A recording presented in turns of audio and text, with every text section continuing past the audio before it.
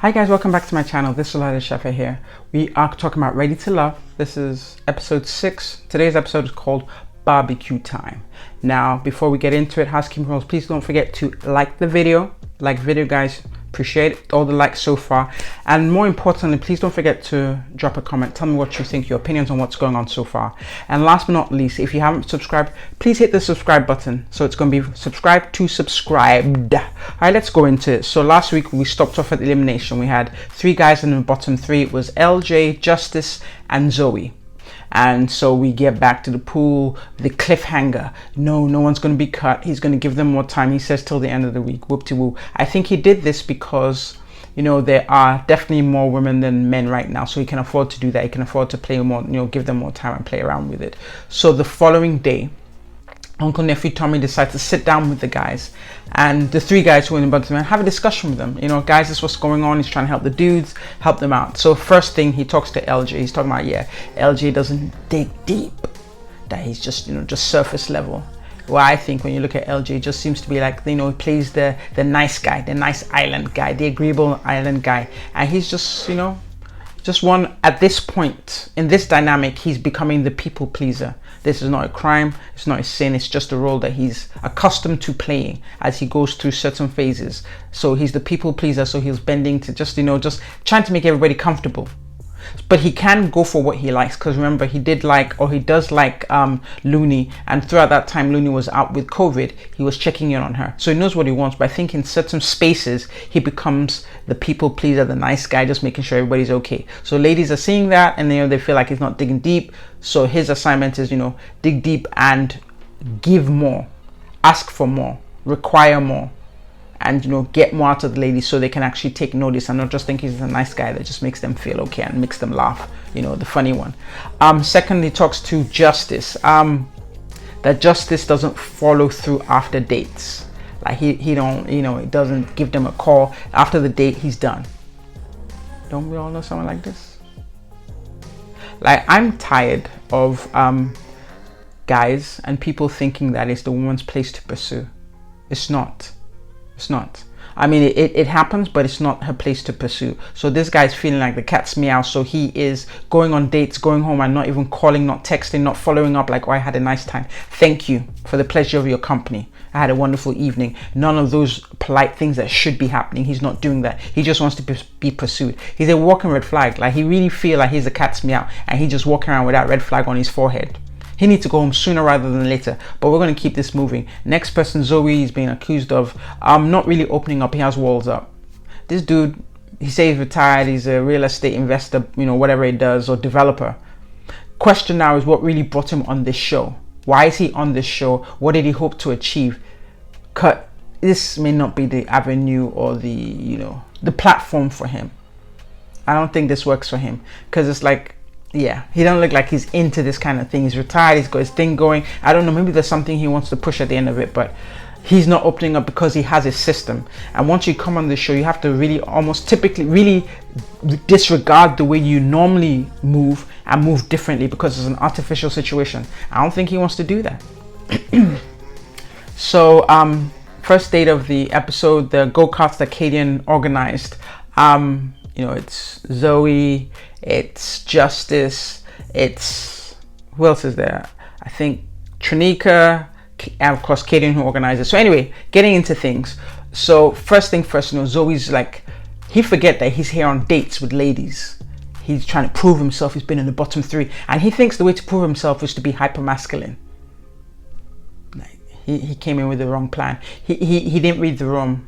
And he forgot what platform he was working with. This wasn't like, guys, let's get a keg of beer. No, it's ladies. You're working with ladies. I didn't say let them win, but you don't have to be like, hyper masculine, like want to hit them. So anyway, what occurred apparently was, as he was doing his go-karting around the tracks, one time I think he really collided with Trinika, and Trinika hurt herself. But Trinika was quite a lady. She didn't make a fuss of it. At least there was no footage that showed her making a fuss of it. She mentioned it, she talked about it, and then that was done. So we're really seeing Zoe be overly competitive, and I'm like, but dude, you're meant to be scaling it back and opening up. So I think he misinterpreted that, him coming out more, like yes, we all have, you know, a competitive and aggressive side, but you showing more of yourself, bringing down the walls, I don't think that's what they wanted to see.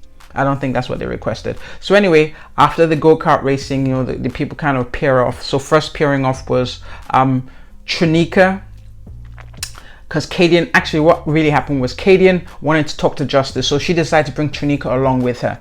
Now we know Trinika has this energy. She's sultry, sensual, soft, and usually that kind of energy can bring, you know, men to succumb to what she wants. She can kind of bring them into her bidding, have them do her bidding with that certain type of energy. And Kadian recognizes that, so she decided to bring, you know, Trinika along with her so she can talk to Justice and maybe not him, you know, get all rah. Because what she wants to do right now is rehash the whole thing about her calling him at 3 a.m. Well, sorry, I'm kidding. Not 3 a.m. No, it wasn't 3 a.m. It was midnight. So she wanted to rehash that conversation because she felt it wasn't done. So she starts the conversation with, oh, you know what? You're difficult. That might not have been the best word to use. It's like one homie called her uptight. Like there's certain words, inflammatory words that you use and the person, or you cut the person off and they're not going to hear anything you said. So immediately, boom. And the thing is, she's one who doesn't want to listen to people too. So the two of them are going back and forth. I don't know. I can't really get the details. Somewhere in the middle of between two of them lays the truth. But anyway, she's talking about, yeah, maybe I called you, I texted you after midnight for some reason. He didn't get back to her. Maybe he did get back to her. We don't know what the truth is, but neither of them is listening. So we can't really get to the bottom of it. But it gets to a point where they agree to disagree. Fair enough. That's adult of you. And then, you know, this guy goes on to want to push the issue of, well, since we've agreed to disagree, or we're good, since you're good, let's hug it out. My dude, this is not a baseball game. It's not rugby. We don't need to hug it out. But he kept pushing it. And thankfully, Kadian held her ground and said, no, I don't want to hug it out. I'm good. I have an issue with this wanting to hug it out, because he knows by all intents, he's like, even if he was dumb, he's not that dumb. He's clear that Kadian was not over it. But why was he trying to push the issue of a hug? There's something wrong with this guy. This guy, like I said, is a walking red flag. Why was he trying to push the issue of let's hug it out? That's ridiculous. Then, of course, Mr. Justice goes into his confessional, goes on to say that, oh, he believes that, you know, a woman who is mean and nasty to you likes you. Like this toxic stuff. Like, I don't know what his background is, his upbringing, but that's nonsense. That a woman's mean to you means she likes you. What I think he might be making reference to is, which is why we say man should be a pursuer, is men like to pursue. There's a pleasure in pursuing, working for something and then getting it. So a woman who is just not falling over to them becomes a challenge, and there's a pleasure in getting over and getting through the challenge. That's it. But it doesn't mean that just because if she's mean to you, she like you. She don't. And I'm not necessarily I'm not saying Kadian was mean to him, but he's just coming off with the fact that, yeah, Kadian likes me because she's mean to me. She wasn't mean to you, but she was trying to hold you accountable for poor behavior, and you weren't copying to it. And I think the issue with that is the system and method in which she was trying to get you to be accountable made you even more defensive, and so you were refuting it. I think if Trinika had been able to converse with him in her style, that she probably would have had him be more accountable for his behavior. So the couples have drifted off, you know, and so for some reason Zoe and Charisse end up with each other. And Zoe, you know, he walking around with this the blue balaclava versus Scully versus face mask, walking around like maybe he forgot it was on, because he had it on for a good minute. Maybe producers reminded him that he took it off. I don't know, maybe his head was cold, I don't know, but he had it on for a minute and eventually it comes off. But anyway, back to the point. So, you know, Charisse goes, you know, she's going on to Zoe as they're playing pool, that, you know, you're not pursuing me. And some like 1, 2, 3, all of a sudden Zoe decided to be blunt with her. Like he decided to tell her that, yo, my G, like you fake. Like he like bleep bleep bleep, you fake. Man, they start going back. Now, truth be told, I don't disagree with Zoe on this matter. So far, up to episode 6, the clips I've seen of Charisse have not been impressive. So I'm inclined to almost agree with him on his assessment. But the truth is, the same thing I accused Charisse of is what he's doing now. Just because something is true doesn't mean you have to share it. Yes, she might be as fake as a $3 bill, but it's not your position. Nobody made you Jesus. Nobody made you the HR manager that you feel need to share these things with them. You could just be chilling and just be looking at her. Like, you could just play pool, ignore. You could do whatever. You didn't necessarily need to share it with her. But see how, as she's on the receiving end of her own medicine, she's given her own medicine and she can't take it. She can't tolerate it. It becomes, one thing, this escalates, blah, blah, blah. They go back and forth. Now, one thing I will say is Zoe was raising his voice. Now, he was wrong for that. As a gentleman at the age of 46, I know he knows better. The lady didn't hit him. She didn't put anything in his face. She wasn't gesticulating. She was maybe, irritating him. But yeah, he didn't need to raise his voice. Now she wasn't whispering either. But I feel like a gentleman should just be like, you know what? I'm not even going to do this. I'm not even going to. He should have been the bigger person and say, I'm not even going to do this with you. Should have just left it. So that's where I feel that Zoe was wrong. He didn't really have to share his opinion, but different strokes for different folks. That if that's his thing, he feel like he's the truth sayer, then go ahead. But the fact that I was raising his voice, really, that's where I felt he was really wrong. And then of course, she's on the receiving end of the medicine that she gives to other people. She does this to other people, but when she's taking a dose of her own medicine, she can't take it. And what happened? She start getting hurt. So people are hearing raised voices, and so LJ comes in to rescue the day. Here again, he's playing that role of people pleaser. I don't know if he's necessarily interested in Sharice, but he wants to make her feel good. He wants to make her feel better. He's on the chopping block, so he's trying to save face. So he makes her feel good, and so now she's playing up to it. Now she's acting up to it, and of course now she reveals the Karen part of her. Now she's acting like a Karen because she starts eyes dry as a biscuit, not one tear shed. Sis, you've been saying stuff to people about people all season long. Nobody had that response and tears to you. But now you get a taste of your own medicine and all of a sudden you're dry heaving. Because you were dry heaving, you really weren't. Like, no tears there. Yo, yeah, watch out for these Karen traits. Like she doing too much. And then and the thing is, it's like she needs to. The thing is, I don't know. She's getting confused as to what role she needs to play.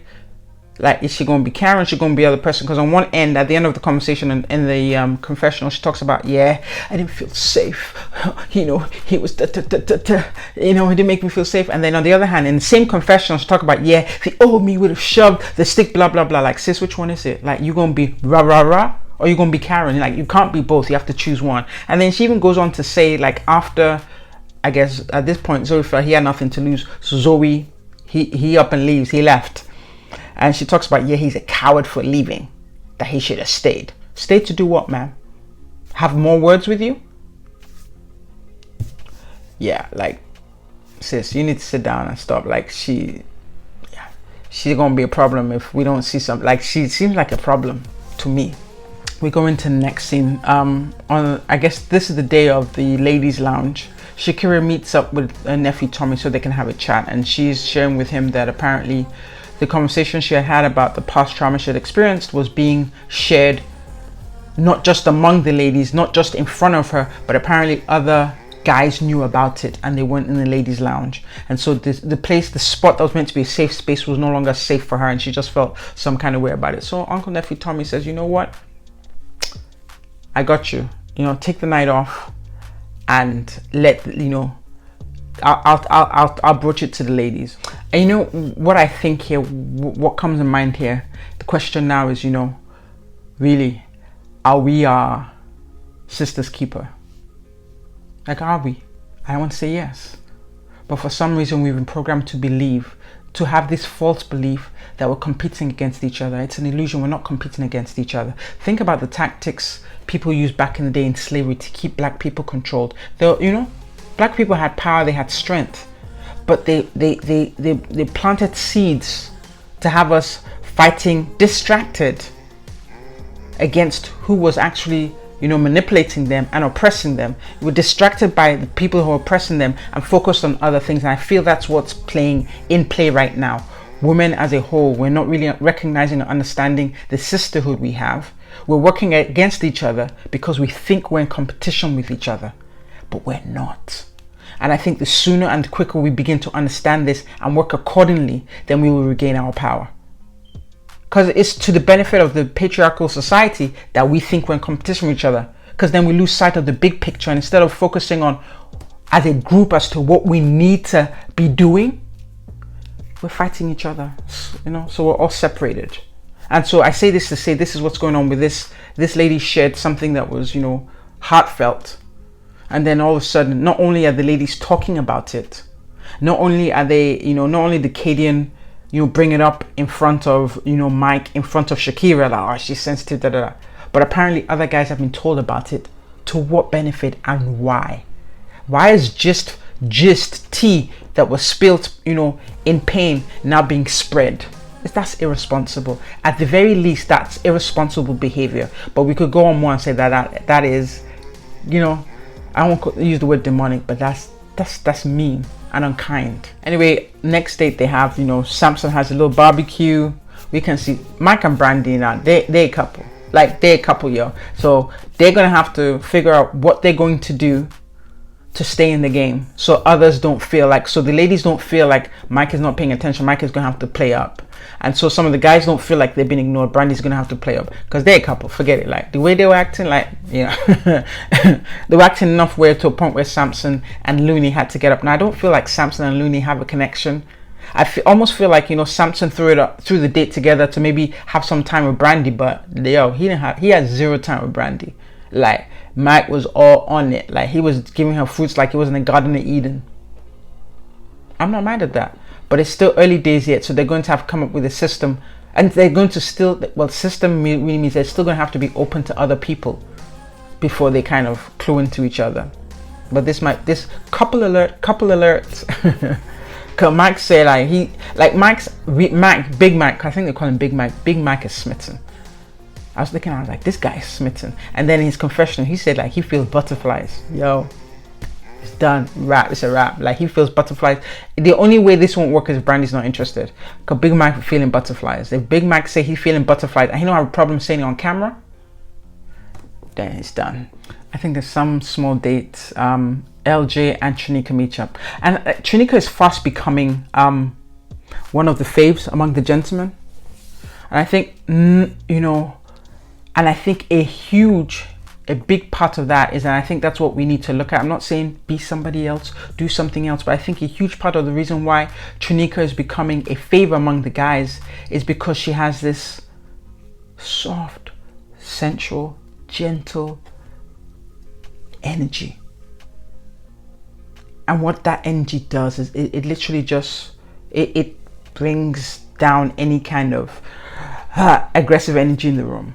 Like if you were to think about like NYPD and LAPD, if they were to show that, I'm not saying that those guys should walk around and be sensual, but when you think about it, I'm giving you an analogy.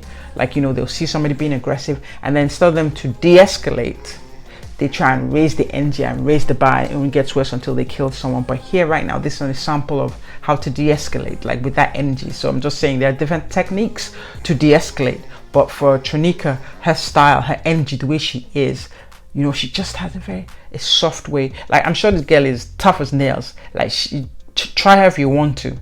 I'm not saying I don't know her like that, but I'm just saying I feel like she's the kind of person she'll try if you want to. But when she's with the guys, she just has a softness. And so she just brings out the best in them.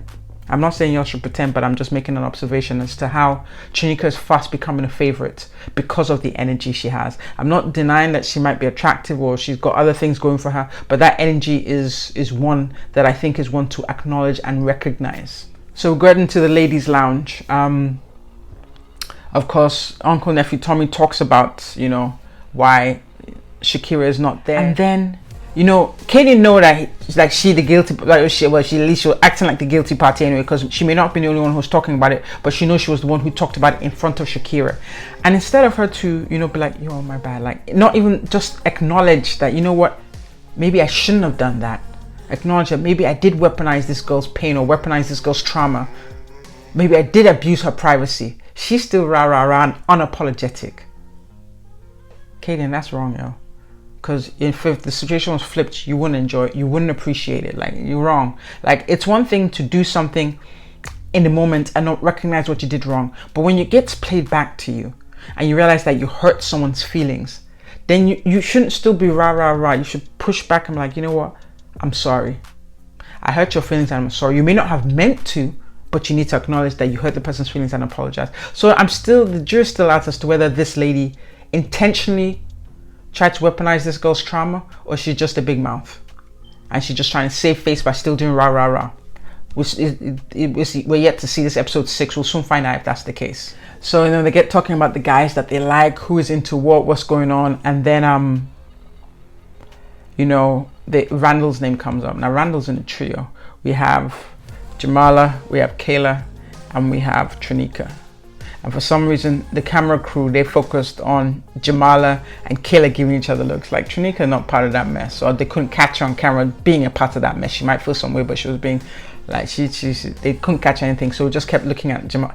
That trio is gonna come up later, but let's see how it goes. So anyway, they get talking. Of course, the Zoe and the Charisse thing comes up, and surprisingly, Kadian comes to Zoe's defense and says that, yo, my G, like, you can't poke crazy in the cage and now dictate how crazy she react. AKA, you can't.